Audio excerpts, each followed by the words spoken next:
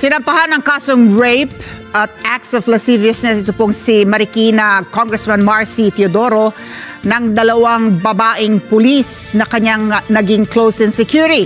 Agad naman itong pinabulaanan ni Teodoro at sinabing walang basehan ang mga akusasyon sa kanya. Madeline Villar-Moratillo nagbabalik para sa balitang yan.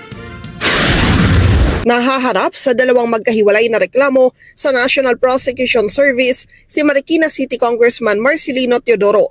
Sa isang pahayag, sinabi ni DOJ Assistant Secretary Mico Clavano na ang reklamo ay isinampa ng dalawang babaeng pulis na naging close in security ni Teodoro.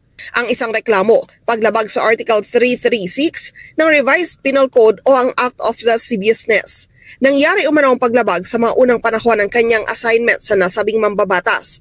Ang isa naman, nagsalba umanong close-in ng misis nito at kalaunan na assign sa mambabatas. Rape by sexual assault at acts of lasciviousness ang isinampa niya laban kay Teodoro. Ang Women and Children Protection Center ng Philippine National Police nakikipag-ugnayan na sa Criminal Investigation and Detection Group patungkol rito. Pag sa CIDG po, meron din po tayong parang women's doon, so nasa kustodiya po nila. But then, sabi ko nga po, the Women and Children Protection Center dito is currently coordinating with the CIDG po. Relative dito po sa case na to.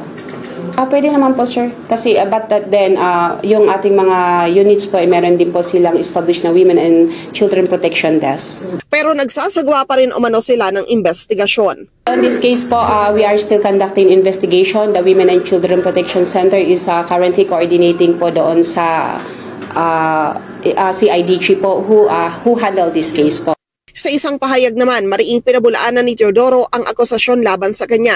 Wala umanong sapat na basihan at gawa-gawa lamang umano ito na ang intensyon ay sirain ang kanyang reputasyon. Naniniwala siyang politically motivated ang atake na ang layon ay sirain siya. Madeline Villar-Moratillo para sa Mata ng Agila. Matatag, matapang, matapat.